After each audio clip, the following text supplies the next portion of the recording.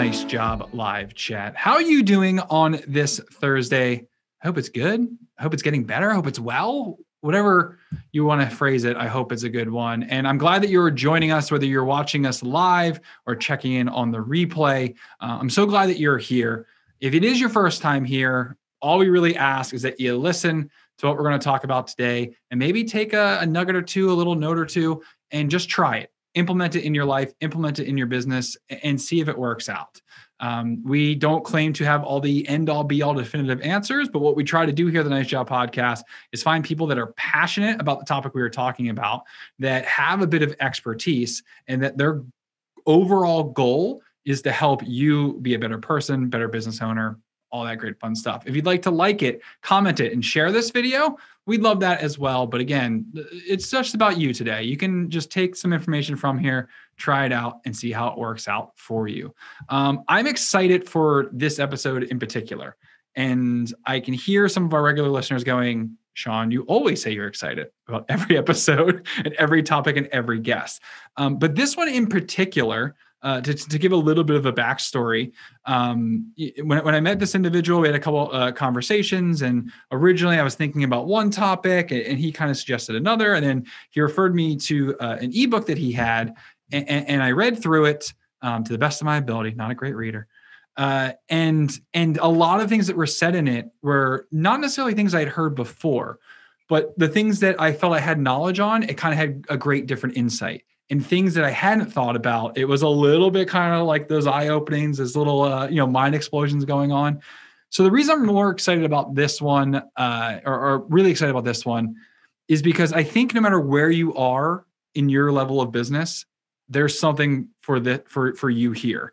I also think that whether you feel like you are doing really, really well, or you feel like you really need help, you're going to get something out of this one as well. So enough preamble. Let's get to that conversation, shall we? So joining me now is Jordan Tait from Trailblaze Partners. Jordan, thank you so much for coming on the Nice Job Podcast. I really appreciate you taking the time to sit down and have a conversation with me. Thanks a lot for having me. I'm excited to be here. And I mentioned Trailblaze Partners. You're a home service business coach there. But it hasn't just been coaching for you. You were there, you were doing the trade, you were getting after it. Could you give us a little backstory of your entrepreneurial experience and how you got to where you are today? Yeah, I've been in the trades my whole career. I started as a painter in university, just working through the summers, working on houses. And through that, I launched my own painting business in university that kept me busy for the first few years. By the time I got out of school, I realized I was making more money doing that than in the degree I was studying. And so I stuck with it. And a few years after that, I transitioned to Wow One Day Painting, a painting franchise where I became a business coach and trainer. And while I was there, I was training and launching all their new franchises every year. So helped launch 35 businesses around North America over 4 years. And I loved making that leap from being the one doing the work to being the coach on the other side, the trainer on the other side, helping people learn how to run a better business from day one. And then now in my role with Trailblaze Partners, I work with home service businesses of all types and a huge range of different industries. And what's very interesting is that even though all my experience prior to this was in painting, every business I talk to, whether it's chimney sweeping, general contractors, plumbers, they all have the same problems. They all have the same challenges and the things that they're working on. And so it's been really interesting being able to speak to all these different owners and see the similarities across all the industries.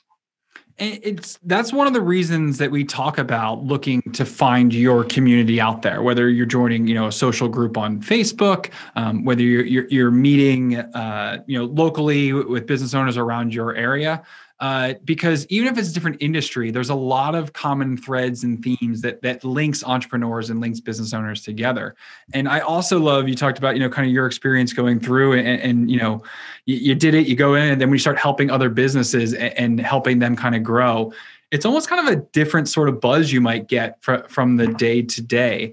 But before we dive deeper in our conversation, I'm always interested, like, is there, how do you not quantify, but how would you describe from the coaching standpoint, because sometimes there's a narrative out there that coaches just in it for themselves. And I find the best ones really aren't, sometimes they might have to charge for what they're doing because it is, time in their life. But can you just talk about, why it is for you and the style of which you do it? It really is kind of an enjoyable, and a little bit of a boost for yourselves to actually see them succeed, not just, fill your schedule and fill your pocket. Absolutely. Yeah. I've always been driven by personal development and growth, and I've had different blogs and everything. I love sharing tips and advice to help people live better.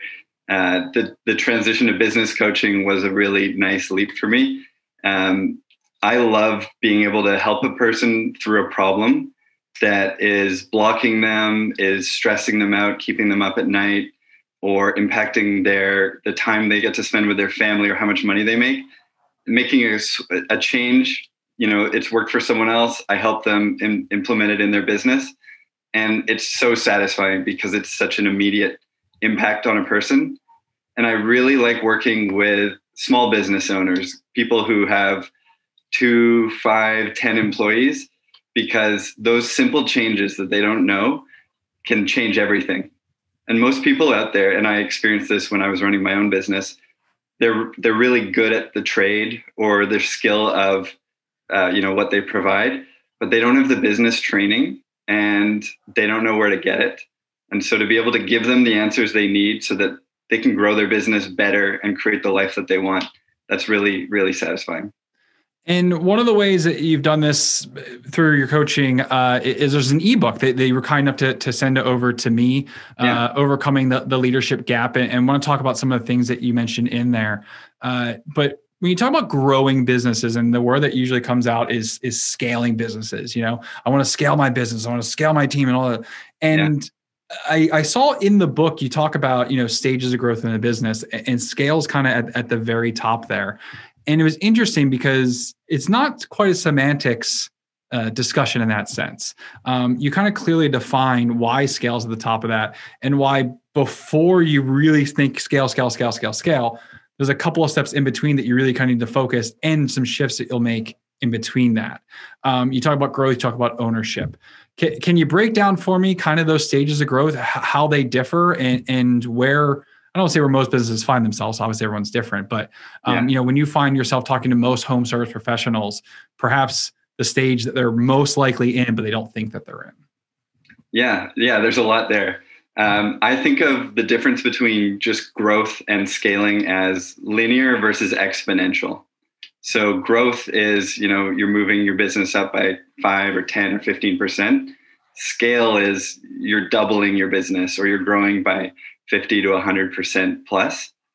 And the difference is a matter of speed, and it's going to require a lot of different things to be able to grow versus to scale. So that's the first thing I like to make a distinction of with that. And not everyone wants, everyone says they want to scale, but there's totally different challenges and realities that come with that.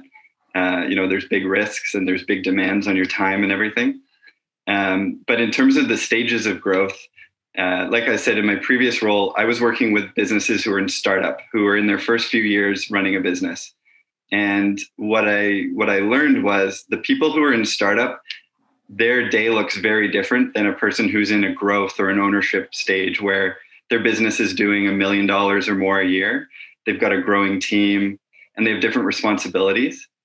And so through the franchise I worked with and through all the businesses I work with now, I started to see trends in terms of where businesses were, and also really critically the plateaus that happen between the stages.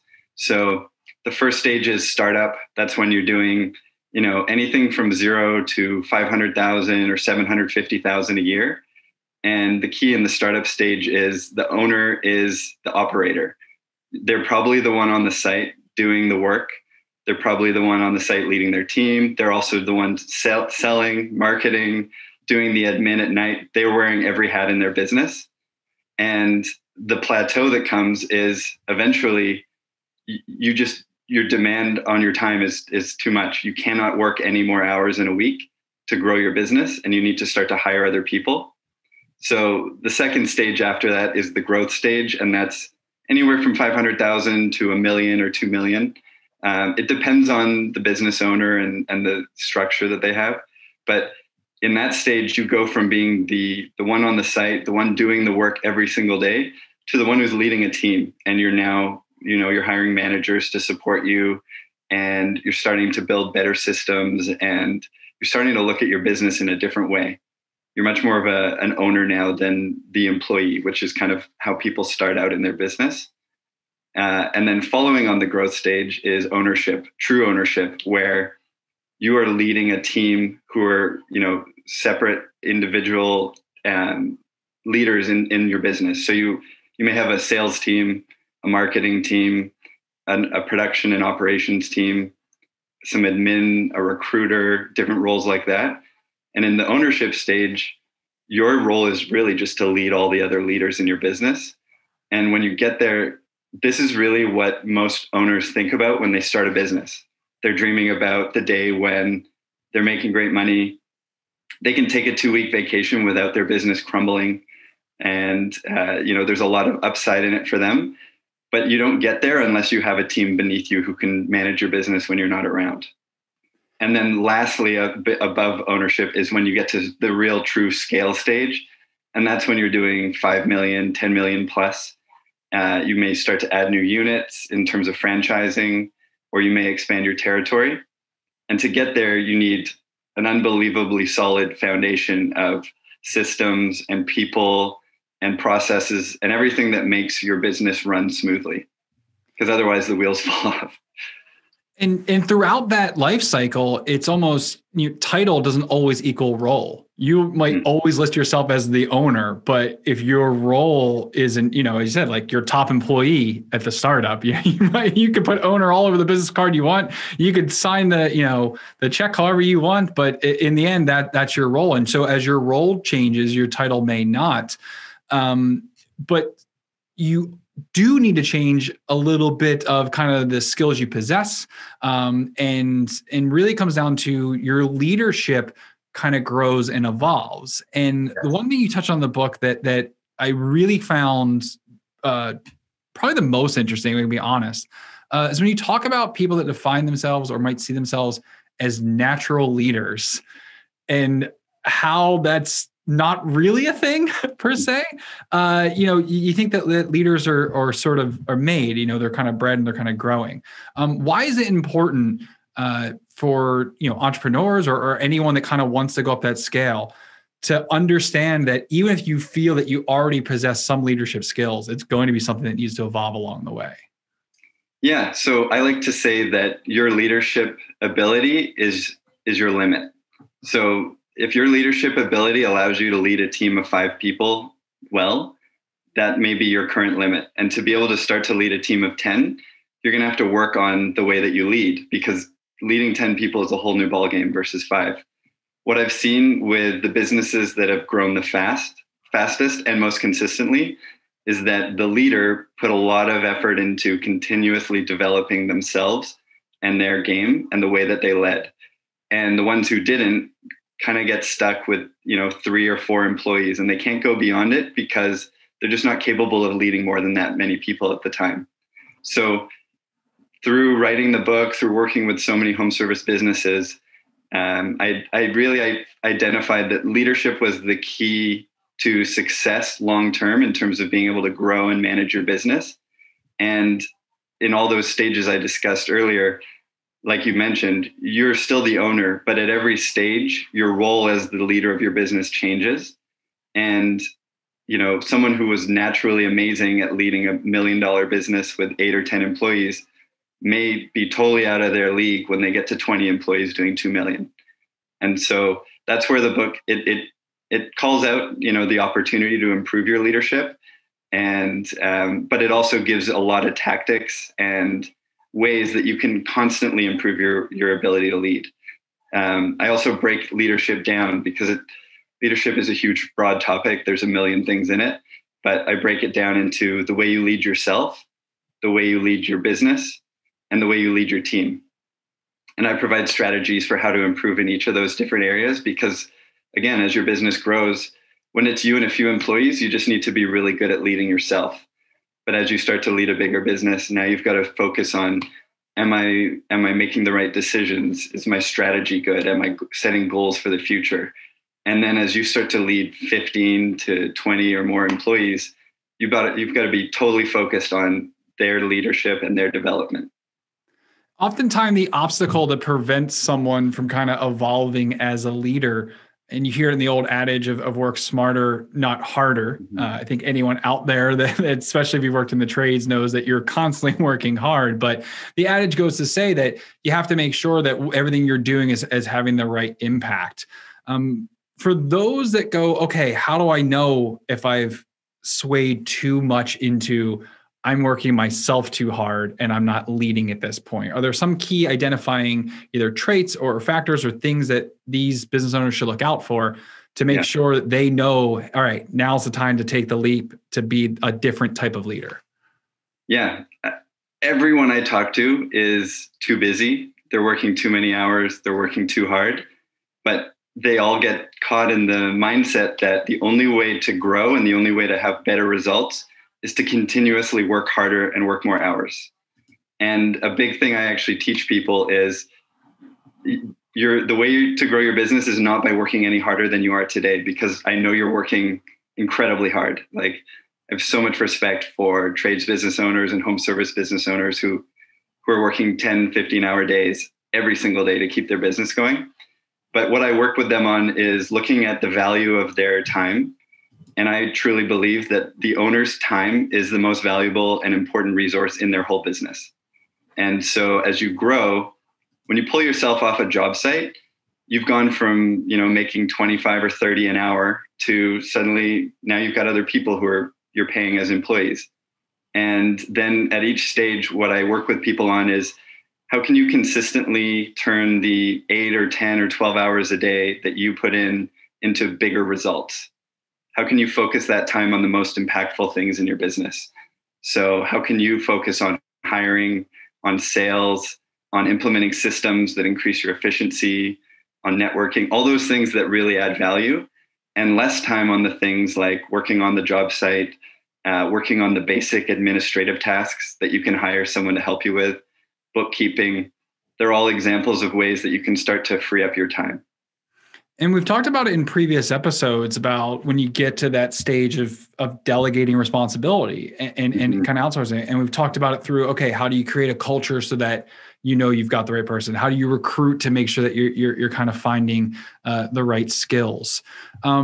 Once you delegate though, and you touched on the book, but I find it interesting is it's not like, while you might be letting go of the task, you're letting go of the day to day, there's still a little bit of your leadership involved with that, because the ability to kind of, inspire and influence and making sure that they're kind of following you along is always going to be a part of it. For someone that's like, okay, I'm ready to delegate, but I'm not quite sure. Is there any tips that or how I best could? Do you have any tips or advice that comes to, okay, maybe start here, look at these to delegate, or, delegate and test this way? What advice would you give in that regard? Yeah. So the first thing that I work with people on is training them to go from asking themselves, how can I do this, to who can do this for me, or who can help me do this? Because as an owner, your typical response is something comes in, I'm just going to do it myself. I'm the best person qualified. I care the most. But that's where people get overburdened and they just start doing too many things and nothing gets done as well. So part of delegating is freeing up your time to do other things. I think a great strategy is first write down a list of all the things you're doing in a day, and like a real serious list. And every time you do something, write it down. And then at the end of a day or at the end of the week, highlight all the things that you're the only person in your business who can do. And anything else, that's an opportunity to delegate it. If you're the one who's delivering supplies to a job site, you can probably pay someone else to do that. And if you're the one who's doing your own bookkeeping, you can probably pay someone else. But you're the only person who can do the long-term strategy. You're probably the best person to be hiring and developing your original leaders and managers. And those are the things that are going to continuously drive your business forward long-term. And sometimes it's an interesting dynamic when you start to delegate, is a lot of times you're doing things that either were on your plate or you're kind of confident through. As you feel you've delegated enough and you're kind of looking for new avenues, I'd love to kind of get your thoughts on, as you're exploring new avenues, is there some things that you shouldn't take on yourself? Like, I don't want to say immediately delegate because perhaps there's not the system in place, but if you're like, all right, I know this is a deficiency. One we hear all the time is, like social media. Like, I want to grow my web presence, but I don't know how. But I don't know if I should take the time to go and kind of learn on my own and figure it out and get to a point where I know what I want and then delegate it. I'd be interested to get your thoughts on new exploration. If there is some things, or if there's a strategy where you can kind of help bring those things into the fold, remain as the leader, be able to kind of delegate those out. But because you don't have much familiarity, ensure that you're kind of not making a mistake there. Yeah. It's one of the challenges of owning a business is there's so many different things that need to be done, and no one can be an expert in all of them. And no one can, stay on top of all of those things when they're growing, and especially when you get up to scaling. So the best thing that you can do as an owner is, over time, identify the things that you're most passionate about, that you enjoy doing the most, and that add the most value to your business. And for some people, that's the sales side of their business. For others, it's recruiting and training. Others, it's all customers and strategy, or you've got a visionary leader. So it's very personal to the person. But if those are your strengths, and then you need social media, but you don't know what you're doing, then you should absolutely outsource it or hire someone in. There's amazing companies that will do it. There's virtual assistants, but hire someone, because when you pay them, you're getting their expertise, and your time is worth more typically than it's going to cost you to learn how to do it on your own. And you're probably just not going to do it quite as well as they are. So I really think it's about identifying the things you're best at and doing as much of that as you can. And it's also looking at what is either the time or the financial commitment. If you're throwing a whole bunch of money because you feel like you have no knowledge of it, well, it might be a little bit harder to figure out your investment. Obviously with NiceJob, we're an automated software, and that's something that a lot of our community loves, because they're like, you know what? I can get the ball rolling and I know it's going to start working. I don't really have to think about it. And then when I have time to think and explore, then I can make it even better within that. I think it's also perhaps an opportunity to look internal as well. As you are progressing yourself as the owner, you're kind of promoting yourself upward. How important is it to identify people already within your team that kind of can also follow the upward mobility? A lot of times when we start looking at automation and outsourcing, we've heard the concern of, all right, well, at one point is every part of my business almost outsourced? How do I what can I do to set up the technician to then become a manager and things like that? Is there any strategy you recommend, or at least a mindset to keep in mind as you promote yourself up and as you grow, to identify some key leaders that can help you along the way? Yeah. So I believe that your people are the most important thing in your business, and that your role as the leader is to find and inspire and develop great people in your business, because that's the only way that it gets easier, when you add good people and you keep them motivated, and that's part of your culture and everything. But as the leader, you have an opportunity to buy back your time by being able to hire other people and give other people parts of these responsibilities. And I think that's one of the greatest benefits of being a leader and an owner. But the way that you can, start to identify opportunities with your team is just through one-on-one conversations. Often when people ask for a raise, it's a challenging conversation. But if someone asks for a raise and your first question is, great, what additional responsibility would you like to take on to get there? They may say to you, well, you know what? I'd like to help you on the sales side of the business, or I've noticed that we don't have any good training documentation for how we're doing our service, so I can help you with that. And so you can start to identify things that they want to do. But I also think that as a good leader, you're in tune with who's on your team and what are their strengths and weaknesses. And when you open up a new role, the best place is to look at who of my current team would be a good fit. And is it something that they're capable of right now, or are they going to need some training to get into that role? I absolutely love that example you talked about, the person asking for a raise and then kind of asking what response to take on, because if your culture allows for open communication, so you're making sure to listen to your team and they know they can help you, it doesn't always mean that there still isn't questions to ask. You might have the channel for direct feedback, but you still should kind of always be looking on it and kind of making sure that you're kind of putting a little bit, of a focus at time, because that talks about, I think our training manuals could be updated. That might not be something that someone thinks, because a lot of people that are dealing with the training manuals are your new onboarding staff, and they might not think of it at the time because they're just on board. They don't know any different. And then they think about it a year down the line, or maybe as they are in a position to have some people onboarding with them, and they kind of learn along the way. So I love that example, because it was not only like, hey, like you could already be getting, feedback, you could already kind of be listening, but sometimes there's a bit more that you can go and kind of find out. And those two things, getting feedback from your team, from your customers, that's gold. That's really telling you, what your business is all about. And there's so much in this book, Jordan, that you and we probably could do a couple of days with it. And we'll link to the book as well.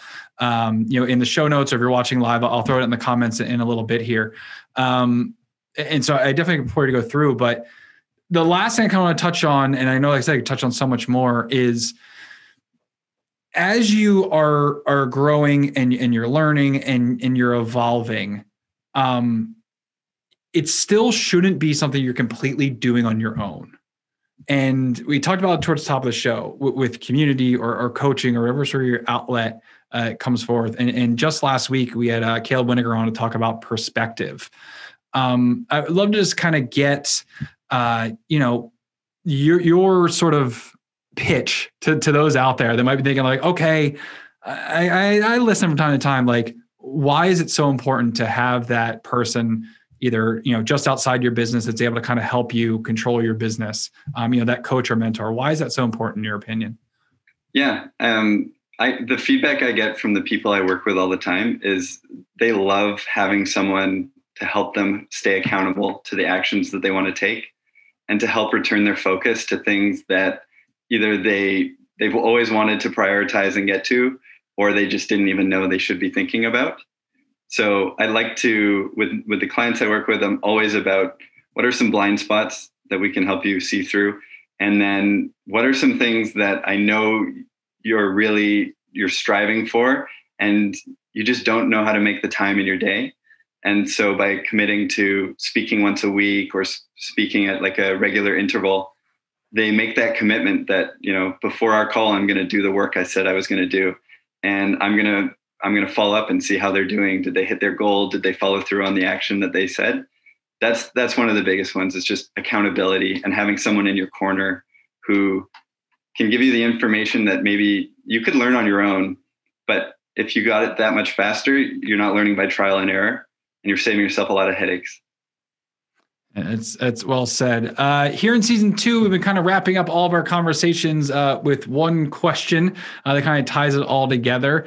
And it's pretty simple, but it usually gets a pretty complex answer from time to time. We bring our guests on and we label them as experts, but we know there's always something that they're working on, the next challenge that they're looking at, or the question that they're trying to answer. So Jordan, simply put, what don't you know now that you're either working on or that you're eager to find out the answer to? Yeah, for me, I'm spending a lot of time right now thinking about the main question of, with everyone being so busy and no one having enough time, and it's not just in home services, not just in business ownership, but across the board. The question I'm always asking is, how can I create better results without working more hours? And it's a question I think about every single day.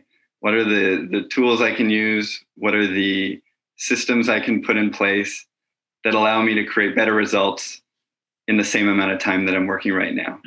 And it's the same question that I ask the people I work with. And it just helps them reframe from what's most important in my day and how can I get what I want without trading all my hours and all my life away for it. So that's something I don't know the answer to right now, but I'm very, very focused on finding. It also sounds like one of those questions, Jordan. I think when you get to the answer, you're going to give it a day. Then you're going to think about it and be like, okay, well, what now? What can I do just to be a little bit better? I appreciate the time and thank you so much for the insight. If someone's listening to this podcast and they want to get in touch with you, connect in any sort of way, what's the easiest way for them to get in touch? Yeah, I'm open. Just communicate with me by email. My email is jordan@trailblazepartners.com. And you can also find me on LinkedIn or Facebook at Jordan Tait. And I'd love to hear, what you think and what's going on in your business and how you're doing. Awesome, Jordan. Well, yeah, definitely get in touch. If you're listening right now, you like what Jordan has to say, and as I mentioned, we'll link in the show description, things like that. The ebook there. I had to read it really quick to focus on the podcast here, but I know I'm definitely going to give it a deep dive, and I know a lot of our listeners will get a lot out of that. So yeah, it's a free ebook. It's over 100 pages, and I've given it to businesses who are doing 100,000 a year, and I've given it to businesses that are doing 30 and 40 million in a year. And everyone has said, wow, I learned something and I'm going to read this again every year. So I believe in the content, and I think it's great to be able to share it as widely as I can. Yeah, it's some bad marketing on my end. Yes, it's a free ebook. You should make that very clear there. Jordan, thanks again for the time. We really appreciate it. Yeah, thanks for having me. And for all of you out there, we appreciate you spending some time with us as well. I hope you have the notepad full of some great things to integrate in your business. We'll be back next week. Another great episode here on the Nice Job Podcast. So stay tuned for that. If you watch us live on Facebook, feel free to turn on notifications. You'll know exactly when we go live. We always shoot for 3 p.m. Pacific. But as you know, sometimes technical stuff gets in the way and it would come on a couple minutes after. But put the notifications on. You'll know as soon as we go live. So yeah, that's just about will do it for this episode. As always, we hope you're being healthy, we hope you're being safe, and don't forget to have a little fun out there as well. Take care, everybody.